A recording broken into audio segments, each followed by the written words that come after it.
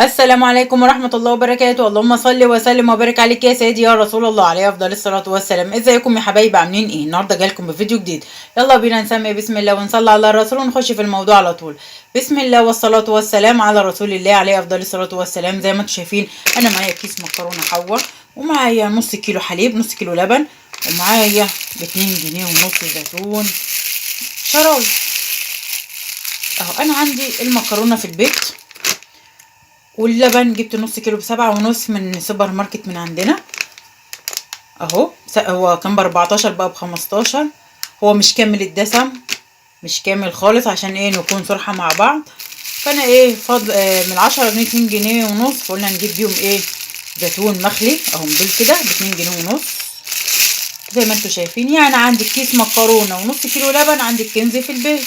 يلا بينا حبايب قلبي نشوف هنعمل ايه. بس اهم حاجة تشجعونا باللايك والشير والسبسكرايب وتفعيل الجرس علشان يوصلكم مننا كل جديد، وعيلتنا صغيرة تكبر بيكم يا احلى متابعين ومشاهدين القناة. يلا بينا نشوف هنعمل ايه.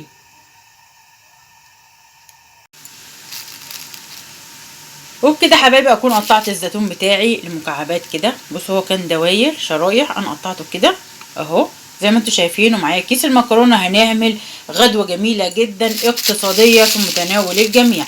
يلا بينا حبايب قلبي نشوف هنعمل ايه. يلا بينا كده على البوتاجاز. ادي معايا حله على النار، احط فيها ملح وشويه زيت عشان نسلق المكرونه بتاعتنا.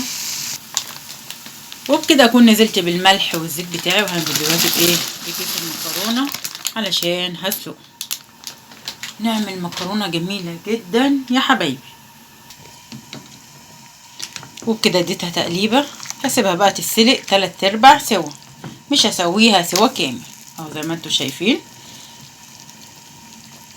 هنقلها وهجيب حله تانية علشان نشوف هنعمل ايه تاني. وبكده حبايبي المكرونه بتاعتي اتسلقت 3/4 سوا. دلوقتي انا هصفيها وهنرجع نشوف هنعمل ايه. وبكده المكرونه بتاعتي انا صفيتها زي ما انتوا شايفين اهي. ومعايا الحله فيها 3 معالق سمنه او اي ماده دهنيه تستخدموها، ومعايا 3 معالق دقيق. هنزل بيهم بس مش هنزل بيهم مره واحده، انا هنزل شويه شويه على مرتين كده. انا هنزل بيهم وعلى طول بالمضرب كده كده. دلوقتي عرفتوا ان انا هعمل ايه. انا هعمل مكرونه بشاميل اهو شوف. ومعايا اللبن ده نص كيلو حبايبي دافي، انا غليته اول ما جبته دفيته كده، غليته ودافي يعني. حمر الدقيق بتاعي علشان يديني نتيجه كويسه. مش هنزل بيه مره واحده، انا هنزل بيه حبه حبه. هنزل بقى بباقي الكميه. بسم الله الرحمن الرحيم. وهنزل معاهم كده بايه بمكعب مرق اهو زي ما انتوا شايفين كده، مكعب المرق بتاعي طعم الفريخ. هديهم تقليبه كده علشان احمر الدقيق. وبكده حبايبي اهو زي ما انتوا شايفين دي كميه الدقيق بتاعتي. 3 معالق سمنه عليهم 3 معالق دقيق اهو، ونزلت عليهم بمكعب المرق. ومعايا اللبن دافي. انا عاوزه بس ايه ان الدقيق يستوي، مش يبقى فيه ليه ريحه اهو كده. بصوا دلوقتي بقى انا هنزل بايه باللبن بتاعي بردك على مرتين. ما تنزل لي كده باللبن كده يا شيف احمد، نستعين بالشيف احمد. انزل لي بيه على انزل كده. بسم الله الرحمن الرحيم. اللهم صل وسلم وبارك عليك يا سيدي يا رسول الله كده اهو زي ما انتوا شايفين. انزل يا شيف احمد اهو. وهنزل عليه بقى بملح وفلفل فقط لا غير. وبكده حبايبي ادي البشاميل بتاعي اهو. هننزل دلوقتي شيف احمد هينزل لي بقى بالملح والفلفل. انزل يا شيف احمد. بسم الله الرحمن الرحيم. هنديله تقليبه كده يتقلب يا شيف احمد. وبكده يكون البشاميل بتاعنا جاهز. بس في تركه هننزل دلوقتي عليهم بشويه جبن. يلا يا شيف احمد. ادي الجبن بتاعتنا ميكس جبن رومي وشيدر وموزاريلا. هنقفل بقى على البشاميل وهنعرف ان هو استوى ازاي نجيب معلقه وهنوريكم. اول ما يعمل فقاقيع كده انا عليت عليه، نوقف التقليب اهو كده، يبقى البشاميل بتاعنا استوى. يلا بينا حبايبي نقفل عليه، وهنجيب طبق بقى نفضي فيه المكرونه عشان نغلفها بالبشاميل.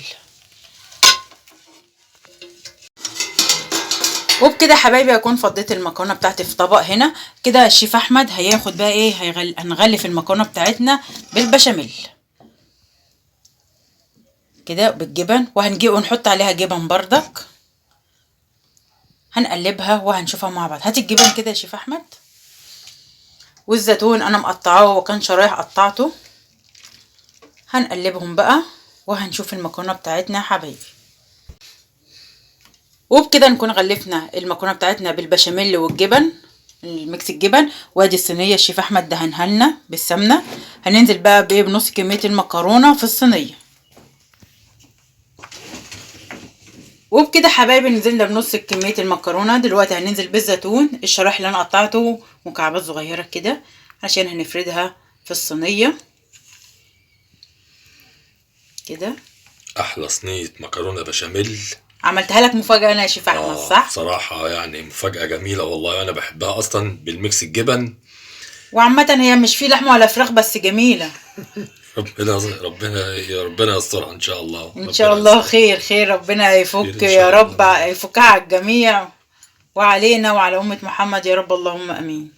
كده بقى ايه، حطينا الزيتون، ونحط بقى ايه رق جبن كده بسيط، وبعد كده هنحط بقى ايه باقي المكرونه وباقي البشاميل بتاعنا، وهنشوف احلى مكرونه تستاهل بقكم يا حبايب قلبي. وبكده حبايبي نكون حطينا باقي المكرونه وحطينا عليها شويه جبن كده. شيف احمد دلوقتي هينزل بالبشاميل. بسم الله الرحمن الرحيم. هنغلفها كده بالبشاميل وهنشوفها مع بعض واحنا مشغلين الفرن يا حبايبي. هغلفها بالبشاميل وهرجع لكم. وبكده حبايبي حطينا البشاميل على المكرونه زي ما انتم شايفين. هنحط عليها بقى ايه الجبن دي كانت عندنا في الفريزر اصلا، احنا مش اشترينا الا نص كيلو لبن و2 جنيه ونص زيتون. كنا 10 جنيه الكيس ده في الفريزر على فكره. كان موجود في الفريزر فعلا. حتى انتوا تحسوا ان هو مهري كده، بصوا عشان بقاله كتير في الفريزر. قلت ايه ما اجيب نص كيلو لبن. حتى شيف احمد بيقول انت جايبه اللبن ده هتعملي بيه ايه؟ قلت له انا هعمل كيس مكرونه بنص كيلو لبن والزيتون، هنعمل مكرونه بشاميل. انا فرحت بصراحه لما لقيت اللبن، قلت ايه هتعمل لنا عصير، فبسالها او سحلب. قلت له لا. لقيتها بتقول لي ايه ده، انا عايزاه عشان اعمل بيه مكرونه. قلت طب كويس حلو، مكرونه حلوه بردك جوه اخر الليله وبردك يا شيف احمد. احنا هتخلص انا اكلها ان شاء الله باذن الله. باذن الله هندخلها بقى الفرن، وزي ما قلنا ان الفرن ان احنا مولعينه على درجه حراره 180 درجه. 180 درجه زي الشيف احمد ما بيقول. وهنمسح اي زوادات كده على الصينيه علشان مش تتحروق وتدينا نتيجه مش كويسه. هنسويها وهندخلها الفرن وهنشوفها مع بعض. وبكده نكون خلصنا المكرونه بتاعتنا. هندخلها الفرن بقى وهنشوفها لما تطلع شكلها عامل ازاي. وبكده حبايبي المكرونه البشاميل بتاعتنا طلعت من الفرن اهي زي ما انتم شايفين، متحمره وجميله وريحتها تحفه. ريحه البيت مكرونه بشاميل بالجبن، مش المكرونه الجبن صوص الجبن ميكس الجبن، صح؟ ميكس الجبن بس دي بقى ايه، دي انا مش هاكلها دلوقتي خالص. انا هاكلها يعني هي قدام منها بالظبط، قدام مني نص ساعه لما افكر عشان يعني تبرد شويه، علشان هو ايه ما بيحبهاش. بتقول لي دوق ادوق ايه؟ لا لا لا خالص. اصل احنا بنحطها كده يا حبايبي وبنجيب الشوك ولا المعالق وبناكلها كده وبناكلها كده، مش بنقطعها خرط صراحه بس يعني. هي ربنا يصلح حالها يا رب ويعينها ويقويها. هي بتحب الحاجه سخنه، لكن انا لا، استحاله خالص. اكتبوا لنا بقى رايكم في الكومنتات، مين بيحب ياكل الحاجه سخنه. ومش تنسونا الشيف احمد لكم اللايك اتلسع.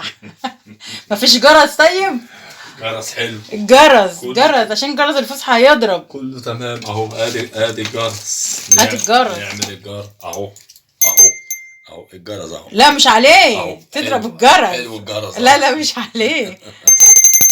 مش تنسونا في تفعيل الجرس علشان يوصل لكم مننا كل جديد، وعيلتنا صغيرة تكبر بكم يا أحلى متابعين ومشاهدين القناة. ولغاية ما نرجع لكم بفيديو آخر نسيبكم في رعاية الله وأمنه، والسلام عليكم ورحمة الله وبركاته.